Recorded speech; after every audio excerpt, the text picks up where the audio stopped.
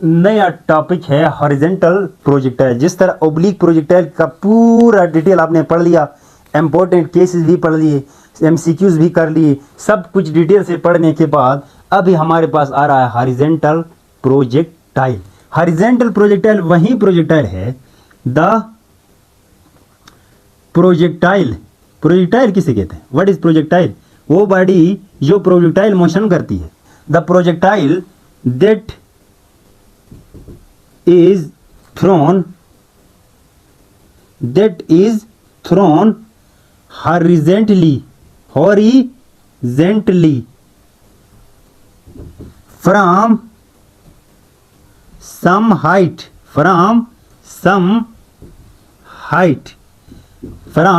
the projectile that is thrown horizontally from some height with some initial velocity is called horizontal projectile। मैं आपको इसके बारे में कुछ चीजें लिख लूँ। ये मेरे पास x है, ये मेरे पास y है। पहले ओब्लिक में आप यहां से फेंकते थे, लेकिन इस बार यहां से नहीं, किसी हाइट से आप प्रोजेक्टाइल को फेंक देते हैं ना, तो ए से प्रोजेक्टाइल को कहते हैं हॉरिजेंटल प्रोजेक्टाइल। अब कहानी समझो। जब ऊपर से आप इनिशियल वेलोसिटी से आप इसको फेंकते हैं आगे जितनी इनिशियल वेलोसिटी देते हैं, देखो इनिशियल वेलोसिटी देते हैं, तो ये इनिशियल वेलोसिटी हॉरिजेंटली फेंक रहे हैं ना। आप जो इनिशियल वेलोसिटी दे रहे हैं वो एक्स में दे रहे हैं। वो किस में दे रहे हैं? एक्स में। लेकिन याद रखना है, आप वी आई वाई आप नहीं देते हैं तो इनिशियल वेलोसिटी एन वाई क्या होगी? जीरो। पहली बात याद रखना। अब बात देखें, जब आप हॉरिजॉन्टल वेलोसिटी एक बार देते हैं, अगर कोई एयर मौजूद नहीं है तो ये वेलोसिटी की डायरेक्शन भी और वेलोसिटी का मैग्नीट्यूड एक्स में सेम रहेगा। एक्स में क्या रहेगा? सेम रहेगा। V i x is equal to v f x. याद रखना है, मतलब कहने का यह है कि वेलोसिटी एन एक्स क्या रहेगी? कांस्टेंट। वेलोसिटी एन एक्स क्या रहेगी? कांस्टेंट। तो एक्सेलरेशन एन एक्स क्या होगी? जीरो। फोर्स एन एक्स क्या होगी? जीरो। लेकिन वाई में ये कहानी नहीं है, वाई में बिल्कुल ये कहानी नहीं। एक्स में ये सारी टर्म क्या होगी? जीरो। और वाई की बात करें, v I y is not equal to v f Y.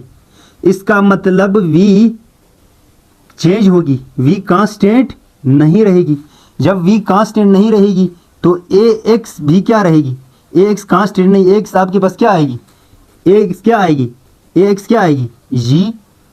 A x क्या आएगी? जी। और एफ वाई ए वाई क्या आएगी? जी। और एफ वाई क्या आएगी?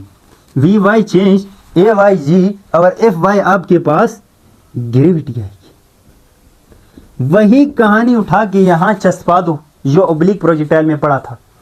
अब बात करते हैं हॉरिजेंटल प्रोजेक्टाइल का टाइम ऑफ फ्लाइट और रेंज। दो चीजें, मैक्सिमम हाइट तो ऑलरेडी इसके पास है ना, इसमें हाइट नहीं होगी, इसमें सिर्फ दो चीजें होंगी, time of flight and range. तो सबसे पहले बात करते हैं, मैं इधर से मिटा रहा हूं, इधर लिख रहा हूं, इधर से केस नंबर 1 में ना आपने लिखना है टाइम ऑफ फ्लाइट। क्या लिखना है? Time of flight. Time of flight होता क्या है, जिसे कैपिटल टी कहा गया है? टाइम ऑफ फ्लाइट क्या होता है? टाइम फॉर विच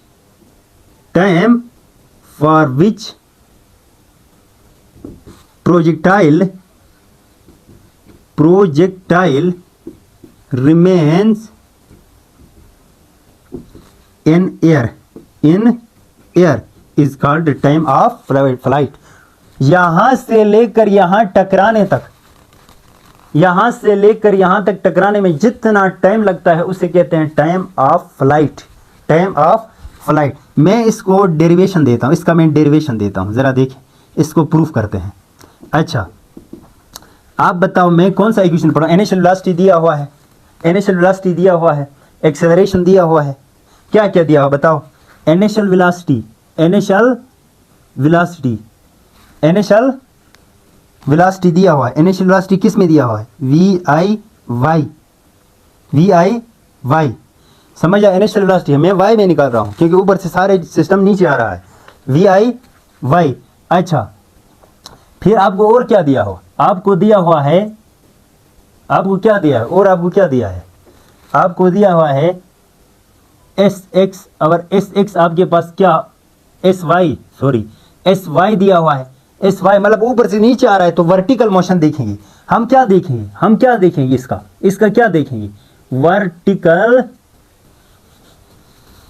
अब मैं डेरिवेशन कर रहा हूं। डेरिवेशन के लिए आपने क्या देखना है? वर्टिकल मोशन देखना है, सब कुछ वर्टिकल मोशन में देखना है आपने। अच्छा, वर्टिकल मोशन देखने के लिए सबसे पहले initial velocity and y is equal to 0 है कि नहीं? वाई में आप फेंक के नहीं, आप हॉरिजॉन्टल फेंक रहे हैं।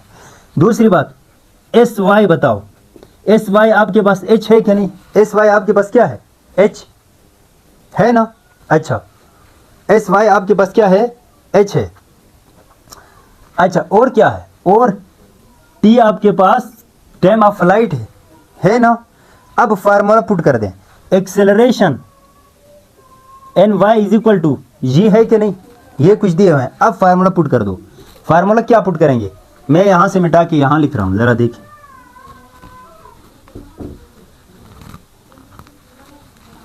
अच्छा, अब देखें, मैं ये लिख सकता हूं S is equal to we i t plus half a t square, half a t square. तो एस वाई सारा वाई में देखना है, तो वी इनिशियल वाई और एक्सेलरेशन वाई में। तो बताओ एस वाई में एच लिख सकता हूं, H is equal to we I Y आपके पास 0 N two T plus half A Y मतलब G over T square, T square. अब सुने, अब कहानी समझो, अब कहानी समझे। h इज इक्वल टू ये सारा 0, सिर्फ क्या रह गया? हाफ जी टी स्क्वायर। भाई ये मल्टीप्लाई करें तो सारा 0 0 मैंने निकाल दिया, हाफ जी टी स्क्वायर। यहां से मुझे कैपिटल टी निकालना है, यहां से मुझे ये टी निकालना है, तो ये इधर डिवाइड में है, इधर आके क्या होगा? 2h is equal to g t square. यहां से ये जी इधर आएगी, यहां से ये जी क्या आएगी? इधर आएगी। 2h by g is equal to t square. यहां से आगे मैं इधर ले रहा हूं, जरा देखें, यहां से देखें, यहां से देखें। मैं कैपिटल टी स्क्वायर लिख सकता हूं ना, क्योंकि ये स्मॉल टी स्क्वायर है, is equal to 2h by g. Small t को कैपिटल क्यों लिखा है? क्योंकि कैपिटल टाइम ऑफ फ्लाइट होता है। यहां स्क्वायर हटाओ तो क्या लगेगा? अंडर रूट लगेगा। तो आपके पास आएगा under root 2h by G, under root 2h by G. इसका मैं मजीद शॉर्टकट अगर निकालू ना, मजीद शॉर्टकट निकालू ना, तो आपके पास h बाई 5 आएगा। क्यों h बाई 5 कैसे आएगा? जरा देखो, 2h डिवाइड बाई जी की जगह 10 डाल दो, 2 1 ज़र 2, 2 5 ज़र 10, तो आपके पास आ जाएगा ना t is equal to under root h by 5। ये शॉर्टकट याद रखो। This is the time of flight for horizontal projectile. अब सुने, यहां से एक पॉइंट लाजमी याद रख लो, एक पॉइंट लाजमी याद रख लें। Time of flight does not depends on initial velocity. याद रखो, सिर्फ के सिर्फ किस पर डिपेंड करता है? Only depends on height. Height पर डिपेंड करता है, हाइट पर डिपेंड करता है, हाइट पर डिपेंड करता है। ये इस पर हाइट पर डिपेंड करता है, लेकिन इनिशियल वेलोसिटी पर डिपेंड नहीं करेगा। क्या? Time of flight horizontal projectile का। यार ये जो सिस्टम मैंने हॉरिजॉन्टल प्रोजेक्टाइल का मतलब होता है, मैं इधर से मिटा रहा हूं, मैं इधर से मिटा रहा हूं, जरा देखें। हॉरिजॉन्टल प्रोजेक्टाइल का मतलब क्या होता है? यहां से देखें, यहां से हॉरिजॉन्टल प्रोजेक्टाइल मतलब एक बॉडी को आप नीचे ड्रॉप कर रहे हैं और एक बॉडी को आप हॉरिजॉन्टली ऐसे फेंक रहे हैं। ये भी हाइट, ये भी हाइट। हॉरिजॉन्टली आप एक बॉडी को आप हाथों से नीचे ड्रॉप कर रहे हैं और एक आप ऐसे हॉरिजॉन्टली फेंक रहे हैं। दोनों का मतलब सेम है, दोनों का मतलब सेम ड्रॉप सिस्टम मैंने आपको मोशन अंडर ग्रेविटी पढ़ाया था, वही है।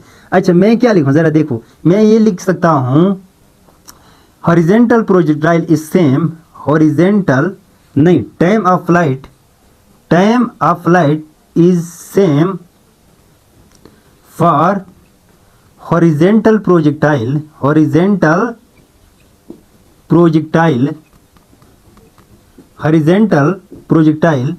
And dropping system. ये से आप ड्रॉप करके टाइम निकालते थे, इसी तरह हॉरिजेंटल प्रोजेक्टाइल का टाइम वही आएगा जो आप ड्रॉप में निकालते थे। अब मैं एक क्वेश्चन कर रहा हूँ, अगर इजाज़त है तो मैं कर लेता हूँ एक क्वेश्चन कर लेता हूँ, ज़रा देखें। मैं एक क्वेश्चन कर लेता हूँ। मैं क्वेश्चन क्या कर लेता हूँ, मैं कहता हूँ 49 मीटर। मैं कहता हूँ कितनी हाइट पे था, तो हाइट इज इक्वल टू इतनी हाइट से आपने प्रोजेक्टाइल को फेंका है। इनिशियल वेलोसिटी कितनी दी थी, 100 मीटर पर सेकंड से, 100 मीटर पर सेकंड से। तो आप बताओ आप टाइम ऑफ फ्लाइट कितना होगा। तो ऐसे केस में टाइम ऑफ फ्लाइट निकालने के लिए इनिशियल वेलोसिटी नहीं देखना है, h/5 h कितना है ये देखना है आपने, h कितना है ये आपने देखना है। 490 डिवाइड बाई 5, इसको हल करें तो आपके पास नियरली इक्वल टू 10 सेकंड आएगा, तो ये आपके पास टाइम ऑफ फ्लाइट आता है। एक क्वेश्चन मेरा और देखें आप, एक यहाँ हाइट से मैंने बॉडी गिराई है। अच्छा पहले ये ए, ये बी और ये सी, 3 बॉडीज गिराई हैं। Initial velocity for a, initial velocity अलग अलग है।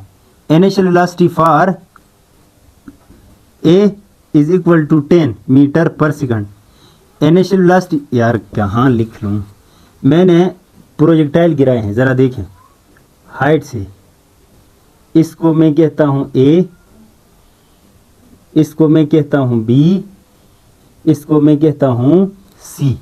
ए बी सी प्रोजेक्टाइल गिराए हैं।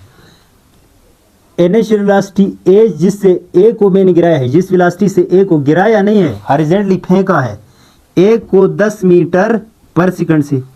अच्छा बी को फेंका है 20 मीटर पर सेकंड से। अच्छा सी को फेंका है 30 मीटर पर सेकंड से। ए बी सी तीनों को मैंने मुख्तलिफ वेलोसिटी से फेंका है। आप मुझे बताओ time of flight of a, time of flight of b, time of flight of c, point एक ही पॉइंट से फेंका है। आप बताओ उनमें टाइम ऑफ फ्लाइट किसका ज़्यादा होगा, मतलब टाइम नीचे पहुंचने में टाइम किसका ज़्यादा लगेगा, जबकि कोई एयर मौजूद नहीं है। तो आप क्या सोचेंगे, देखें मुख्तलिफ वेलोसिटी से फेंका है, एक ही पॉइंट से फेंका है, एक ही पॉइंट पर गिरे हैं। तो इस केस में टाइम ऑफ फ्लाइट सारों के लिए बराबर होगा। जितना टाइम में यहाँ से यहाँ पहुँचेगी उतना टाइम में ये पहुँचेगी, उतना टाइम में ये पहुँचेगी। क्यों आपने, सर मैंने जो तेज़ फेंका है, आपने तेज़ नीचे नहीं, आपने हॉरिजॉन्टल फेंका है। जितना हॉरिजॉन्टल तेज़ फेंकेंगे ना, तेज़ जाएगी बेशक, लेकिन दूर जाएगी, दूर जाने में भी टाइम लगेगा। इधर ये वाला स्लो फेंका है, स्लो आहिस्ते जाएगा, लेकिन नीचे जाने में जितना टाइम में ये पहुंचेगा, ये तेज जाएगा लेकिन ये दूर जाएगा ना, ये तेज जाएगा लेकिन ये दूर जाएगा। तो टाइम सारों के लिए क्या आएगा, सेम आएगा, क्योंकि टाइम इनिशियल वेलोसिटी पे डिपेंड नहीं करता है। ये था आपके पास हॉरिजॉन्टल प्रोजेक्टाइल का टाइम ऑफ फ्लाइट। अब बात करते हैं रेंज की। अब किसकी बात करते हैं, रेंज की बात करते हैं। रेंज किसे कहा जाता है, रेंज। अब हॉरिजॉन्टल प्रोजेक्टाइल की रेंज देखें, रेंज किसे कहा जाता है, व्हाट इज रेंज। अच्छा आपने इधर से फेंका है, इधर बॉल गिरी है, तो यहाँ से लेकर यहाँ तक ये आपके पास क्या है, रेंज है कि नहीं। यहाँ से फेंका है, यहाँ तक आई है, किसी हाइट से फेंका है, ये आपके पास क्या है, रेंज है। अब मुझे एक बात बता दो, रेंज निकालने के लिए, रेंज का डिफिनेशन वगैरह सब कुछ वही है। रेंज निकालने के लिए S is equal to v t है कि नहीं, S is equal to v t. S को मैं R कह सकता हूँ क्योंकि रेंज है। अच्छा V कौन सी velocity, initial velocity, multiply by T क्या है, अभी आपको बताया था 2h/g। समझ आ रही है? यहाँ से ये तो कांस्टेंट है। रेंज डिपेंड करता है इनिशियल वेलोसिटी पे, लाजमी बात है। इनिशियल वेलोसिटी ज़्यादा देंगे तो ये दूर जाएगा, इनिशियल वेलोसिटी ज़्यादा देंगे तो ये दूर जाएगा। अब देखो, एक मैंने इधर फेंका है, एक मैंने इधर फेंका है, एक मैंने इधर फेंका है, जो दूर गया है लाजमी बात है इसकी वेलोसिटी क्या होगी, ज़्यादा होगी। यहाँ रेंज देखो, यहाँ पर रेंज देखो किसका ज़्यादा है, ए का ज़्यादा, फिर बी का ज़्यादा, फिर सी का ज़्यादा। यहाँ से देखो range of A, range of B और range of C. Time of flight तो सेम है, लेकिन रेंज क्या है बताओ? रेंज ए का ज़्यादा है, इसके बाद बी का ज़्यादा, इसके बाद सी का ज़्यादा, क्योंकि रेंज आपके पास इनिशियल वेलोसिटी पर डिपेंड करता है। समझ आ रही है ना? तो ये कहानी थी। दूसरी बात आपके पास रेंज हाइट पे भी डिपेंड करता है। Range is directly proportional to under root height. अगर हाइट को आप बढ़ा रहे हैं तो रेंज भी साथ साथ क्या हो जाएगा, बढ़ जाएगा। मतलब एक बॉडी आपने यहाँ से फेंका है, लेकिन याद रखो ये रिलेशन देते वक्त इनिशियल वेलोसिटी कांस्टेंट रखो। यहाँ से मैंने कहा 10 मीटर पर सेकंड से, देखो एक चीज़ कांस्टेंट रखना है ना। अच्छा, एक बार मैंने यहाँ से फेंका है, वो है 10 मीटर पर सेकंड से। एक मैंने यहाँ से फेंका है 10 मीटर पर सेकंड से, तो बताओ वो दूर जाएगा ना। जितनी हाइट ज़्यादा कर दोगे तो रेंज क्या होगा, बढ़ जाएगा। एक मैंने यहाँ से फेंका है 10 मीटर पर सेकंड से, यूं ही 10 मीटर पर सेकंड से मैंने थोड़ा ऊपर से जाकर फेंका है, बताओ कौन दूर जाएगा? जो ऊपर से फेंका है। हाइट ज़्यादा करते जाओगे तो रेंज बढ़ता जाएगा। समझ आ रहे ना? ये कुछ हॉरिजॉन्टल प्रोजेक्टाइल के MCQs वगैरह थे। कॉपी में नोट करें और लिखना स्टार्ट करें।